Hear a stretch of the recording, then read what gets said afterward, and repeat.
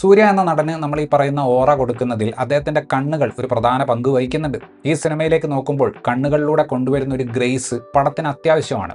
അതിനൊപ്പം സ്വാഗർ നിറഞ്ഞ screen presence കൊണ്ട് പല സ്ഥലത്തും അദ്ദേഹം പടത്തെ രക്ഷിക്കുന്നുണ്ട്.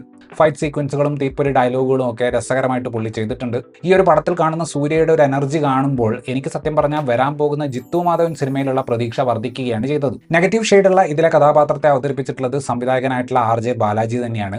ഇവർ തമ്മിലുള്ള പ്രശ്നം കുറച്ചുകൂടെ ഐഡിയോളജിക്കൽ ലെവലിലുള്ളതായതുകൊണ്ട് വില്ലനുള്ള ചെറിയൊരു കോമഡി ടെക്സ്ചർ അത്ര അരോചകമായിട്ട് തോന്നിയില്ല. പടത്തിലുടനീളം ഈക്വലായിട്ട് ഡിസ്ട്രിബ്യൂട്ട് ചെയ്യപ്പെട്ടതുപോലത്തെ ഒരു നായിക കഥാപാത്രത്തെയാണ് തൃഷ ഈ പടത്തിൽ അവതരിപ്പിച്ചിട്ടുള്ളത്. നടരാജൻ സുബ്രഹ്മണ്യമാണ് ജഡ്ജായിട്ടുള്ള കഥാപാത്രത്തെ അവതരിപ്പിച്ചിട്ടുള്ളത്. മലയാളിയായിട്ടുള്ള അനഘ മായ രവി അവരെ ഏൽപ്പിച്ച കഥാപാത്രത്തെ വളരെ ഭംഗിയായിട്ട് തന്നെ ചെയ്തിട്ടുണ്ട്. എനിക്ക് ഈ സിനിമയിൽ ഏറ്റവും ഇഷ്ടപ്പെട്ട പെർഫോമൻസ് സാക്ഷാൽ ഇന്ദ്രൻസിന്റെ ആയിരുന്നു.